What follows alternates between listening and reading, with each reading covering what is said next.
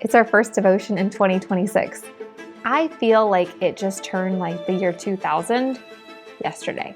Here we are 26 years in, and my prayer for you and for me is that the Word of God just comes alive again this year in a new and a fresh way, that we really tangibly hear God speaking to us through His words. But today we are going to wrap up the disciples. We have talked about so many so far. We've talked about Peter and Andrew. We've talked about James and John. We've talked about Matthew and Simon. We have talked about Thomas and Judas. Now, if you want to hear what we talked about with those, you can watch or listen on the same platforms that you're watching and listening to this. But that leaves us with Philip, Bartholomew, James the son of Alphaeus, and Thaddeus, or Judas as he's called sometimes. What do we know about these disciples? Well, first there's Philip. Okay, Philip was from the same small fishing village as Peter and Andrew. In John 1, verse 43, it says Jesus found Philip. In John 1:45, it says Philip found Nathanael. And we actually see this interaction where it looks like Jesus is calling Nathanael also to be a disciple, which leads us to our next disciple, who is Bartholomew, which Bartholomew is actually a son of name, like a son of Bart. And so it's believed that Bartholomew was his last name, and that's why theologians believe his first name to be Nathanael. Now, Jesus calls him in John 1 and the other Gospels. It's referred to him as Bartholomew. Bartholomew, Nathanael, whatever you want to call him, he is famous for the line, Nazareth, can anything good come from there? And he says this to Jesus. And I love Jesus' line back to him. And he says, truly, this is an Israelite with no deceit. In other words, like, hey, he's honest. There's no trickery nor scheming. This is who he is. And what a compliment, especially when you say that to Jesus' face.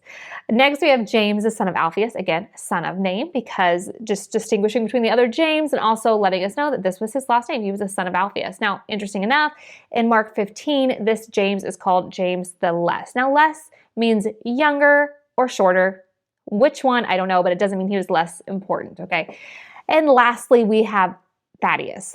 He's also called Judas, son of James. We'll see kind of a change back and forth in the gospel, but one statement we see of Thaddeus is this moment when he's really confused, and he literally just says, hey, why won't you show yourself to the entire world, Jesus?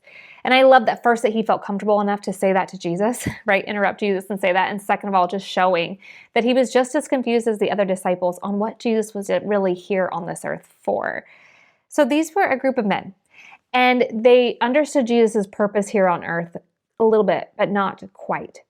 As we have officially wrapped up, that's all 12 disciples. I want to sit in this question and talk about this question, and that is, why would ordinary fishermen, tax collectors, zealots, and normal young boys follow a carpenter from Nazareth when he hasn't performed a single miracle? I want to go through some of my thoughts, and maybe you'll have more to add to it in the comments, but first, there's a forerunner, and his name was John the Baptist, and John the Baptist was literally sent to prepare the way. In fact, John the Baptist actually breaks a 400 years of silence. Remember, the prophets, God has sent them to be his mouthpiece, and we have 400 years where God has not sent a prophet on the scene to be his mouthpiece, and that's a long time for silence. So people are paying attention when John the Baptist comes on the scene, and he's like, hey, let me tell you what God is telling you.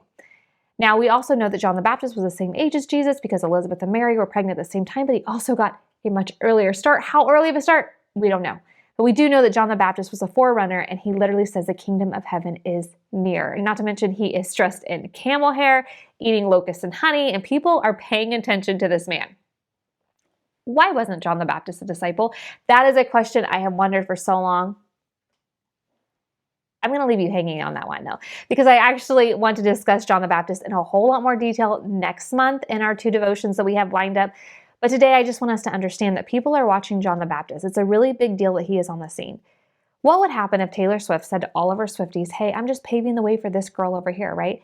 What would happen? Well, obviously, everybody would go follow the girl that Taylor Swift says, I'm paving the way for this girl. And that's what's happening with John the Baptist. He has a following, and he points to the Messiah, and he says, this is a Messiah. Go and follow him. And that sparked a following for Jesus very early on. Interesting enough, John the Baptist did this with that personal invitation. He literally says, look, the Lamb of God. I have to become less so that he can become more. An invitation from John the Baptist to go follow Jesus, inviting them to go over there. It meant something. But don't all personal invitations mean something? In fact, we actually see the disciples grew because Andrew invited Peter, Philip invited Nathaniel. It's important to invite people. I asked in our Mighty Women gathering, where I actually share these messages live, how many people in this room are here because somebody invited them? And over half the room raised their hand because they had received a personal invitation. Well, Jesus knows the power of a personal invitation too. And he personally invites his disciples. He invited them. He said, eye to eye, come follow me. Have you heard this in your own life? I have, in a matter of speaking in certain ways, many times. We often refer to this as our testimony, those times where we feel that deeper calling of God trying to get our attention. He's inviting us. And I love it because he understands it doesn't really hold power until you accept it. And the disciples accepted the invitation, but they also knew that this was not a partial commitment. Sure, let me follow you for a little bit. When he invited them, it meant leaving everything behind.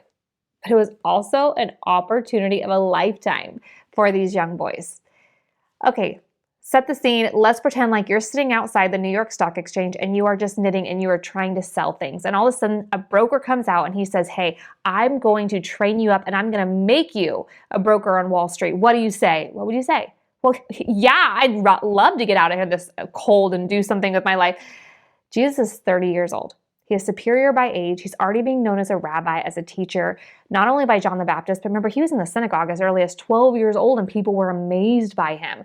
Jesus is already known, at least by a teacher, as a rabbi, and he is coming to these boys who are fishermen, zealots, tax collectors, and he's saying, follow me, and this is a big deal. We need to grasp how big of a deal this is, but we need to first understand that the political and religious worlds were highly connected during this time and during this area of the world.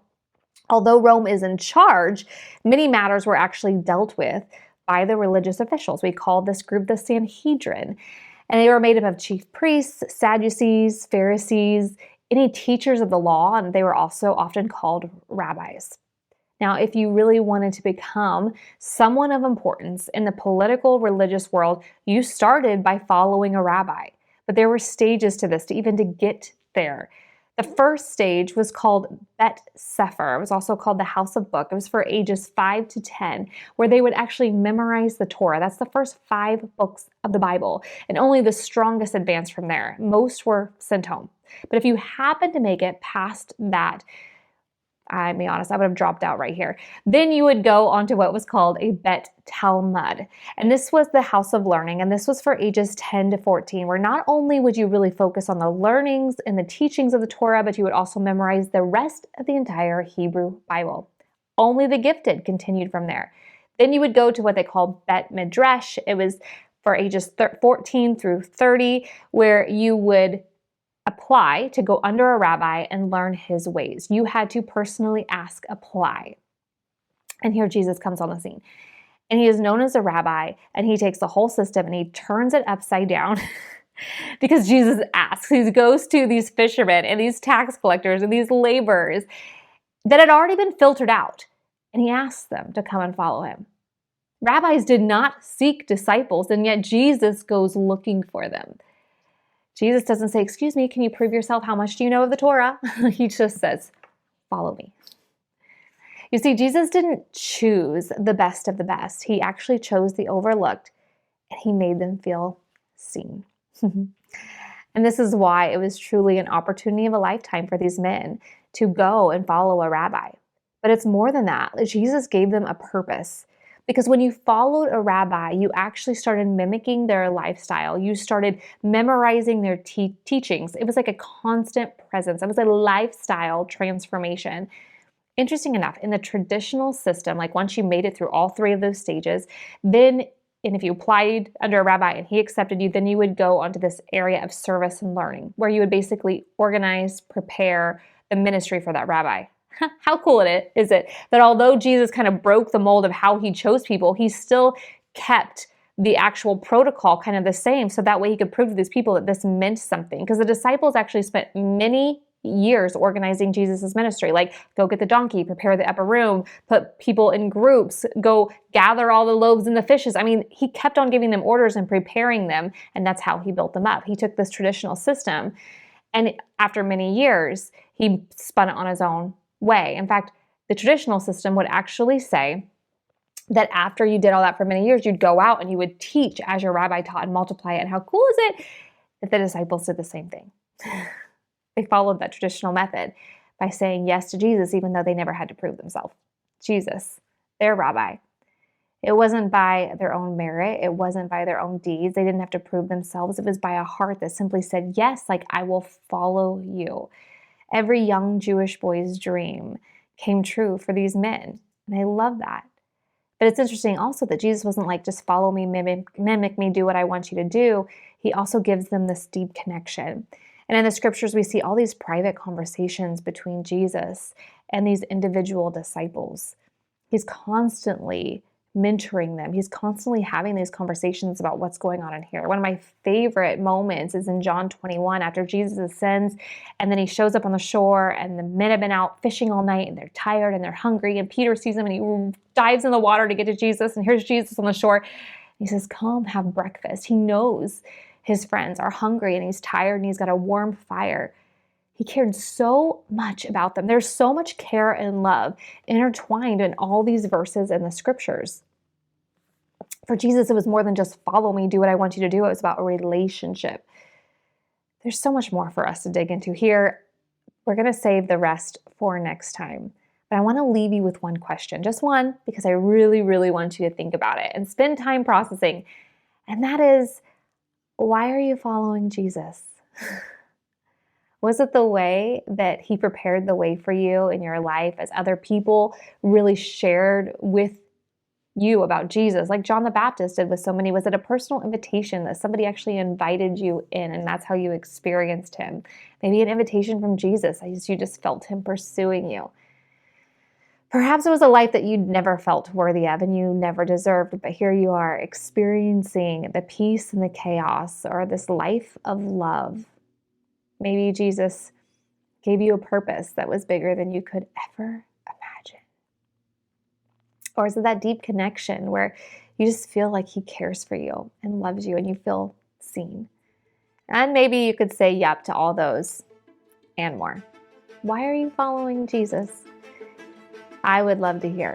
I'm going to be sharing some of the ways, or my whys, as to why I follow Jesus on Instagram throughout this next week. You can follow me at @invicky. But until our next devotion, ask yourself that question. Why exactly am I following Jesus?